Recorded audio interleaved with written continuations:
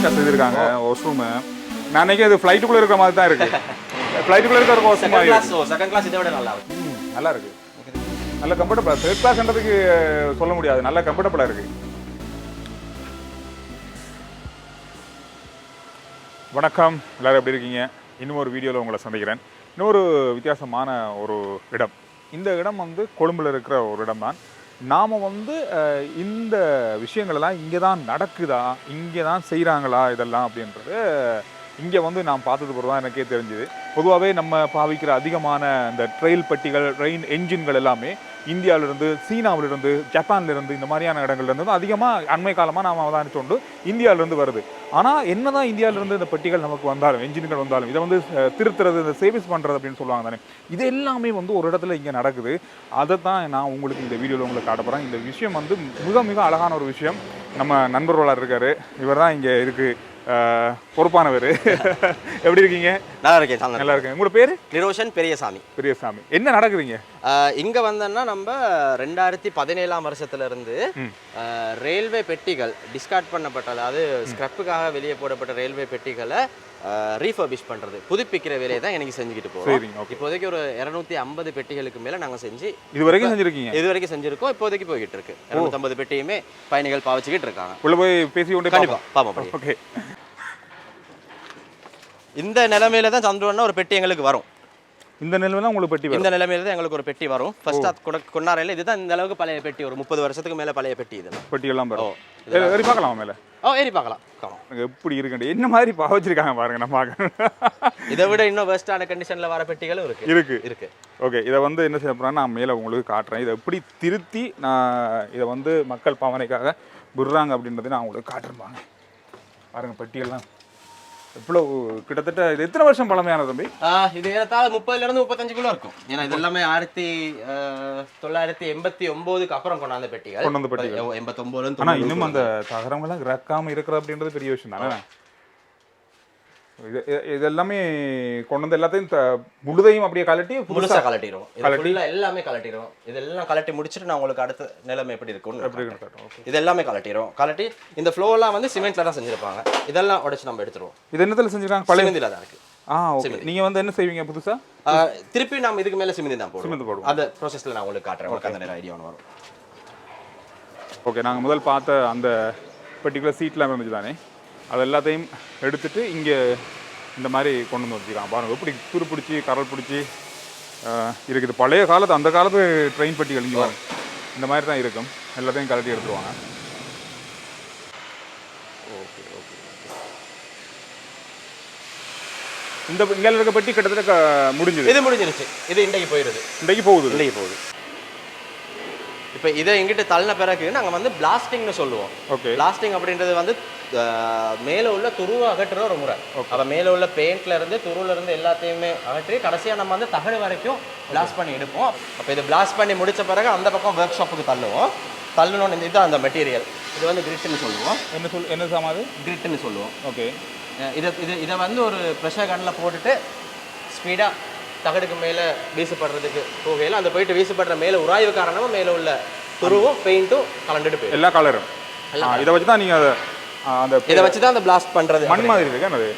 இதில் சாண்ட் பிளாஸ்டிங்னு ஒன்று இருக்குது. அது ஸ்பெஷல் வகையான மணல் வச்சு செய்கிறது. இது வந்து கிரிட் பிளாஸ்டிங்னு சொல்லுவோம். இது வந்து இரும்பு துகள். இது வந்து நம்ம சைனால இருந்து இம்போர்ட் பண்ணுவோம். இதை நீங்கள் ஸ்டார்ட் பண்ணிருக்கீங்க செய்கிறதுக்கு? இது வேலை போய்கிட்டு இருக்கிறது ஒன்று. எவ்வளோ காலத்தில் இந்த பெட்டியெல்லாம் செய்து முடிப்பீங்க? அது ஒவ்வொரு ரிப்பேரை பொறுத்தது. சாதாரணமாக நம்ம ஒரு மாதத்துக்கு 5லேருந்து 7 பெட்டிகள் வரைக்கும் வெளியே போகும். 5லேருந்து 7 பெட்டி ஒரு மாதத்துக்கு. பெட்டி என்ன இரும்பு இதெல்லாம் பாவிக்கிறீங்க? இதுக்கு எல்லாமே வந்து ஹை டென்சைல் ஸ்டீல் யூஸ் பண்ணுவோம். ஓகே, ஒவ்வொரு இடத்துக்கு ஒவ்வொரு மாதிரி ஸ்பெசிஃபிகேஷன் இரும்பு தேவைப்படும். அதுக்கேற்ற மாதிரி மாறி பாவிப்போம். எல்லாமே ஹை டென்சைல் ஸ்டீல் தான் யூஸ் பண்ணுவோம். அண்மையில் வந்து யாழ்ப்பாணத்துக்கு ட்ரெயின் போகுதுன்னு சொன்னாங்க. திருப்பி அந்த ட்ரக் முடிய போகுதுன்னு சொன்னாங்க. ட்ரக்கெல்லாம் செய்துட்டாங்க. நான் அன்றாபுரத்துலேருந்து வவுனியா வரைக்குமான அந்த அதிவேக, அதாவது ஸ்பீட் ட்ரக்னு சொல்கிறாங்க. இந்த பெட்டி இப்போ கிட்டத்தட்ட முடிஞ்சுது அப்படியா? இல்லை, இதில் இன்னும் ஓரளவுக்கு வேலை இருக்கும். ஓரளவுக்கு முடிஞ்சிருச்சு. இன்னும் திருப்பி பெயிண்ட் பண்ணணும். இது வந்து அந்த என்ஜின் இருக்கிற ஏரியா? இல்லை, என்ஜின் இதில் இருக்காது. இதே மாதிரி தான் என்ஜின் உள்ளது வரும். இதில் தான் டமின்னு சொல்லுவாங்க. என்ஜின் மாதிரியே டமி. ஓகே. பெட்டி இது எல்லாமே புதுப்பிக்கப்பட்டு இருக்கு. இதில் பெயிண்டிங்காக நடந்திருக்கு. இதில் பெயிண்டிங் நடந்துகிட்டு இருக்கு.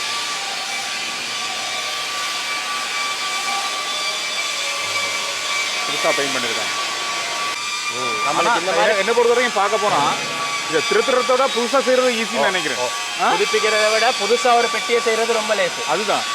ஏன்னா அது உங்களுக்கு கொஸ்டும் குறைவாக இருக்கும் வாய்ப்பு இருக்குது. ஏன்னா இதை எடுத்து அதை கலட்டி உடைச்சி டைம் வேஸ்ட் ஆகி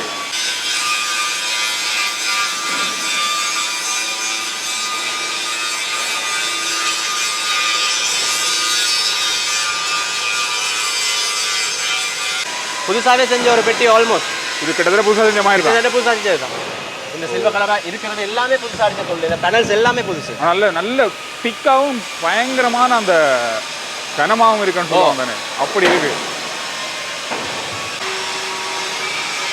வேலை நடக்குது, கிட்டத்தட்ட முடிஞ்சுது வேலை. அங்கால இருக்கிற முதலாவது தெரிகிற பெட்டி அங்கே நாம முதல்ல பார்த்த பெட்டி அது வந்து கம்ப்ளீட்டாகவே புதுசாக செய்யணும். அதை புதுப்பிக்கிறத விட எங்களுக்கு புதுசாக செய்கிறது லேசு. அதான் சொன்னோம். ஒரு பெரிய ஒரு வேலைத்தனம் இங்கேருந்து ஆரம்பித்து கொஞ்சம் கொஞ்சமாக அப்படியே போய் அந்த இடத்துல ஆரம்பித்து பிறகு அங்கே அந்த பக்கமாக அப்படியே நான் அந்த பக்கம் பார்த்த மாதிரி அந்த பெயிண்டிங்க்கு அந்த பக்கம் வந்து திரும்ப முடிவுக்கு அங்கே போகுது. எப்படி வந்த பெட்டி எப்படி இருக்குது அப்படின்றத நீங்கள் பார்க்கணும் தானே, அதை நான் உங்களுக்கு காட்டுறேன். முழுசாக இன்றைக்கு அந்த பெட்டி வந்து பாவனைக்கு கொண்டு போகிறதுக்கு ரெடியாக இருக்கிற ஒரு ரயில் பெட்டி எப்படி இந்த ஃபேக்ட்ரியில் அதை நேர்த்தியாக செய்து முடிச்சிருக்காங்க அப்படின்றத பார்ப்போம். பாவனைக்கு ரெடியாக இருக்குது இந்த பெட்டி, இன்றைக்கு கொண்டு போகிறாங்களாம். அவங்க இந்த பெட்டிக்குள்ள ஏறி பார்ப்போம். எல்லாம் க்ளீன் பண்ணிக்கிட்டு இருக்காங்க இன்னைக்கு டெலிவர் பண்ணுறதுக்காக. ஓ, இதை நம்ம செஞ்சு முடிச்சோன்னா ரயில்வே திணைக்களத்துக்கு சொன்னோன்னே அவங்க என்ஜின் ஒன்று வந்து இதை எடுத்துகிட்டு போயிடும். இப்போ இந்த சீட் எல்லாமே இங்கே செஞ்சது தான். இந்த ஹேண்டில், இந்த ரெக்ஸ் எல்லாமே இங்கே செஞ்சது தான். நல்லா இருக்கு. ஃபேனில் சில கம்போனன்ட்ஸ் இங்கே செஞ்சது, சிலதுகள் நம்ம கொண்டாந்து அசெம்பிள் பண்ணீங்க. நல்லா இருக்கு. ஓ, இப்போ நான் முதல் பார்த்த பெட்டி மாதிரி தான் இது வந்துச்சா? அந்த மாதிரி கோல் அந்த டிசைன்ல வந்து எந்த வித்தியாசமும் பண்ணல. ஆனா நீங்க அது அப்படியே முடிவு பண்ணி அதே தான் இந்த டிசைன் அப்படியே தான் இருந்துச்சு. இது அப்படியே தான் இருந்துச்சு. இதெல்லாம் மாத்த முடியாது. இது வந்து தேர்ட் கிளாஸ் பெட்டி ஒன்று. ஓ, நம்ம செகண்ட் கிளாஸ் வரைக்கும் தான் எங்களுக்கு கிடைச்சிச்சு. தேர்ட் கிளாஸும் செகண்ட் கிளாஸும் தான் எல்லாத்துலயுமே எங்களுக்கு புதுப்பிக்கிறது. தேர்ட் கிளாஸ் செகண்ட் கிளாஸும் செகண்ட் கிளாஸும். ஃபர்ஸ்ட் கிளாஸ் இன்னும் எங்களுக்கு கிடைக்கல. ஃபர்ஸ்ட் கிளாஸ் இப்போ யார் செய்றாங்க? அப்படியே செய்றாங்களா? இல்ல, இங்க வேற யாருமே இந்த புதுப்பிக்கிறத வந்து நம்மளால செய்யப்படுது. மற்றது ரயில்வே திணைக்களத்தால முதல்ல இருந்து செஞ்சுக்கிட்டு வந்தாங்க. அவங்க இன்னமும் செஞ்சுக்கிட்டு போறாங்க. ஓகே, அவங்களுடைய அந்த விலை இருக்கு. நல்லா இருக்கு, நல்ல கம்ஃபர்டபிளா. தேர்ட் கிளாஸ்ன்றதுக்கு சொல்ல முடியாது, நல்ல கம்ஃபர்டபிளா இருக்கு. அந்த டிசைன் சேஞ்ச் பண்ணேலனா நமக்கு இதை விட கம்ஃபர்டபிளான சீட்ஸ் போடலாம். ஆனா இந்த டிசைன் சேஞ்ச் பண்ண முடியாது. என்ன காரணத்துக்கு அப்படி செய்யணும்? அது ஒரிஜினாலிட்டியை மெயின்டைன் பண்றது அப்படின்றதுக்காக தான் சொல்றாங்க. அதனால அதே டிசைனை தான் நம்ம வச்சிருக்கிறோம். டிசைன்ல சேஞ்ச் எல்லாம் பண்ண முடியாது. நான் நினைக்கிறேன் அந்த இருக்கிற வசதிகள் எல்லாம் கொஞ்சம் இந்த சீட்டுக்கு ஓகே இருக்கும் நினைக்கிறேன் நான்டா. இதுல 2 பேர் இருக்கலாம். இதுல 2 பேர் இருக்கலாம். பொதுவா இந்த மாதிரி சீட் இல்லாம இந்த பின்னுக்கு அந்த பஸ்ஸுகள் இருக்கிற மாதிரி செய்தா இன்னும் ஈஸியா இருக்காதா? அது என்ன காரணத்துக்கு இப்படி இதுல போறதுல நிறைய ஸ்பேஸ் ஒன்று எடுக்கலாம்னு சொல்றாங்க. அக்கமடேட் பண்ணிக்கலாம். எங்கடா கொண்டுட்டு போறதெல்லாம் நிறைய பேர் இருக்கலாம்ன்றதுக்கா? ஓகே. இப்போ குடும்பமா போறவங்களுக்கு இது ஓகே தானே? மற்ற ஒரிஜினல் டிசைன் இது தானே, சேஞ்ச் பண்ணிடலாம். லைட் எல்லாமே நீங்க இங்க இதெல்லாம் என்ன லைட்? LED எல்லாம் இம்போர்ட் பண்ணது. சிலதுகள் இதுல வர ஃப்ரேம்ஸ் நம்ம செஞ்சது. ஃப்ரேம். பொதுவா நான் இதை கேட்கணும். இது ட்ரெயின்ல நிறைய இடங்கள்ல நான் பார்த்தேன். இது என்னதுக்கு உண்மையிலே இங்க யூஸ் பண்ண இது யூஸ் ஆகுதா? இங்க இது யூஸ் ஆகுதுன்னா எங்க டாக்கள் பாவிக்கிறது குறைவு. இது இருக்கிறதுனால பெட்டி வந்து நிக்காது. கார்டுக்கு ஒரு எலக்ட்ரான் மாதிரி போகும். இப்படி ஒரு பிரச்சனை. கார்டு தான் நிப்பாட்ட முடியும். ஒரு ட்ரெயின் எடுத்தோம்னா எனக்கு தெரிஞ்ச அளவுல கார்டு கையில தான் பிரேக் பண்றது இருக்கு. ஒண்ணுக்கு டிரைவரோட கையில. அதான் இது வந்து பொதுவாவே இந்த நாம படங்களை பார்ப்போம். இது இழுத்தோன ட்ரெயின் அப்படியே நிக்கும். அது இழுத்தோன நம்ம இருக்கிறதால ட்ரெயின் ஓடுற டிரைவர் நிப்பாட்டாரு சரி. ஆனா இது வேலை செய்யும். எந்த பெட்டியில இருந்து இழுக்கிறாங்கன்னு கண்டுபிடிக்கலாமா? அதெல்லாம் தெரியும். சரி. ஓகே. அதான் அது வேலை செய்தான்றதான். ட்ரெயின் புகைப்பிடித்தல் கூடாது இங்கேயும் போட்டிருக்காங்க, நம்பரும் போட்டிருக்காங்க. ஓகே. இது வந்து ஆரம்பத்துல வந்து தேர்ட் கிளாஸ் பெட்டியை விட அப்டேட் பண்ணியிருக்கோம். இந்த டாய்லெட் எல்லாமே ஸ்டெயின்லெஸ் ஸ்டீல்ல நாங்க செஞ்சிருக்கோம். அதனால துருப்பிடிக்காது. பாவிக்கலாம். ஓகே. இந்த சிங்க், கொமோட்ஸ் எல்லாமே ஸ்டெயின்லெஸ் ஸ்டீல்ல தான் செஞ்சிருக்கு. அது கரை பிடிக்காம பாவிக்கலாம். கரை பிடிக்காம மிச்ச காலம் பாவிக்கலாம். ஒரிஜினல் வந்து அப்படி இல்லை. ஒரிஜினல் வந்து டக்குனு கரை பிடிக்கும். நான் பார்த்துருக்கேன் ட்ரெயின்ல எப்படி வாஷ்ரூம் இருக்குண்டு. இப்போ இதை ஒழுங்கா கழுவி நம்ம மெயின்டைன் பண்ணோம்னா மிச்ச காலம் பாவிக்கலாம். நிறைய காலம் பாவிக்கலாம். எங்களோட ரயில்வே பயணிகள்கிட்டையும் முக்கியமாக கொடுக்க வேண்டிய கேட்க வேண்டிய ஒரு ரிக்வெஸ்ட் வந்து கவனமாக பாவீங்க. அதுதான் இங்கே பாருங்க எவ்வளோ நீட்டாக செய்திருக்காங்க வாஷ்ரூமு. நான் நினைக்கிறேன் இது ஃப்ளைட்டுக்குள்ளே இருக்கிற மாதிரி தான் இருக்குது. ஃப்ளைட்டுக்குள்ளே இருக்கிற வாஷ்ரூம் செகண்ட் கிளாஸ் இதை விட நல்லா இருக்கும். நல்லா இருக்கு. நம்ம மக்கள் வந்து அதை சரியா பயன்படுத்த ஒழுங்கா பாவிச்சாங்கன்னு சொன்னா இன்னும் மிச்ச காலம் பாவிக்கலாம். இப்போ நாங்க 30 வருஷமா இந்த பெட்டிகளை பாவிச்சிட்டு இருந்தானே. 30 வருஷம் நாங்க செஞ்சிருக்க ரிஃபர்பிஷ்மென்ட் இன்னொரு 15-20 வருஷம் பாவிக்கலாம். மெயின்டெனன்ஸ் பண்ணணும். என்ன செய்வாங்கன்னா இதுல பேர் எழுதுவாங்க, கீறுவாங்க. அப்புறம் அதுல ஸ்டெயின்லெஸ் ஸ்டீல் பொருட்கள் தான இருக்கு. அப்புறம் அந்த பீடே ஷவர்ஸ் கலட்டிட்டு போயிடுவாங்க. லைட்ஸ் கலட்டுவாங்க, ஃபேன்ஸ் கலட்டுவாங்க. மற்றது நிறைய வரும். இங்க இருந்துட்டு இதுக்கு மேல கால தூக்கி போடுறது. இந்த மாதிரி வேலைகளால தான் நம்மளுக்கு உண்மையா நாசமா போறது.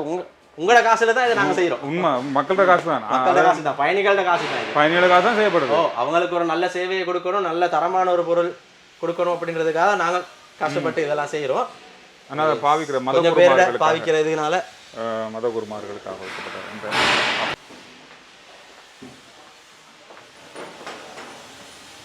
எங்கட ஒரு 550 பேர் மாதிரி வேலை செய்யறாங்க. எல்லா ஃபேக்டரிஸும் எடுத்தா அவ்வளோ பேருமே ஸ்ரீலங்கன்ஸ் தான். எல்லாருமே இலங்கையர்கள் தான். தமிழ் சிங்களம் எல்லாமே கலந்து தான் இருக்கும். இலங்கையை பொறுத்தவரையில் இலங்கையில் இந்த ட்ரெயின் பெட்டிகளை உற்பத்தி செய்து மற்ற நாடுகளுக்கு கொண்டு போகிறதுக்கான அந்த வசதி இயற்கையாகவே நம்ம நாடு அந்த மாதிரியான ஒரு அமைப்பிடத்தில் இருக்குது. ஏன்னா பெட்டிகளை வந்து ஈஸியாக துறைமுகம் இருக்குது, நமக்கு இயற்கை துறைமுகங்கள் இருக்குது.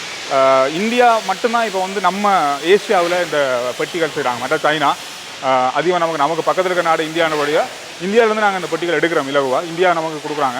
ஆனால் நம்ம வந்து செய்தோம்னா இன்னும் பல நாடுகளுக்கு ஏற்றுமதி செய்யலாம். அதோடு மட்டும் இல்லாமல் இங்கேயும் நாங்கள் பயன்படுத்தலாம். இதுதான் நம்ம ட்ரெயின் செய்கிற ஃபேக்ட்ரி. இதோட முடியுது. நான் ஒரு இடத்துல மிஸ் பண்ணிவிட்டு இதை வந்து புகின்னு சொல்லுவோம். ஓகே, ட்ரெயினோட சில்லுன்னு நம்ம சொல்கிறது. இதை வந்து நம்ம பிளாஸ்ட் பண்ணதுக்கு அப்புறம் கலட்டிடுவோம். கலட்டிட்டு இது நாங்கள் ரயில்வே திணைக்களத்துக்கு அனுப்புவோம். அவங்க தான் இதை திருப்பி புதுப்பிச்சு அனுப்புவாங்க. இதெல்லாம் புதுப்பிக்கப்பட்டு வந்து அவங்க தான் செய்வாங்க. அவங்க தான் அதை செய்வாங்க. இதான் நீங்கள் செய்கிற பட்டியலில் அவங்க பொறுத்துவாங்க. அவங்க கொண்டாந்து தருவாங்க, நாங்கள் பொறுத்துவோம். இதை புதுப்பிக்கிறதுக்காக நாங்கள் ரத்மலானைக்கு அனுப்புவோம். ரத்மலானே இதே மாதிரி ஒரு பெரிய ஃபேக்டரி. இந்த மாதிரியான விஷயங்கள் செய்யறதுக்கு இதெல்லாம் இப்போதைக்கு அங்கே புதுப்பிக்கிறாங்க. மற்றது சொல்ல வேண்டிய முக்கியமான விஷயம் சொன்னோம்னா இந்த தொழில் வாய்ப்புகள் இந்த மாதிரியான இந்த டெக்னிக்கல் ஜாப்ஸுக்கு வரது வந்து ரொம்ப குறைவு. அதாவது ஊழியர்கள் வர குறைவு. ஏன்னா அவங்களுக்கு தெரிய மாட்டேங்குது இந்த மாதிரி வேலை இருக்குன்றது. மற்றது இதுக்கான சம்பளங்கள், இதுக்கு எந்த அளவுக்கான ஒரு டிமாண்ட் இருக்கு, இந்த விஷயங்கள் அவங்களுக்கு தெரியுது. அதனால இப்போது இளைஞர்களுக்கு நான் சொல்றது வந்து ஓலிவலுக்கு அப்புறம் நம்ம ஓலிவல் ஃபெயில் ஆகிட்டோமோ இல்லை ஏலெவலுக்கு அப்புறம் ஏலெவல் ஃபெயில் ஆகிட்டோமோ அது பிரச்சனை இல்லை. பக்கத்துலேயே உள்ள டெக்னிக்கல் காலேஜுக்கு போங்க. எனக்கு தெரிஞ்சு அரசாங்கத்தால் செய்கிற எல்லா டெக்னிக்கல் காலேஜுமே ஃப்ரீயாக தான் செஞ்சு கொடுக்குறாங்க. அதனால் நீங்கள் அந்த கோர்ஸை படிச்சுட்டு நீங்கள் ட்ரைனிங்க்கும் எங்களை மாதிரி கம்பெனிஸ்க்கு வந்து வேலைகளை நீங்கள் இங்கேயே தொடங்கலாம். பெரிய விஷயம்.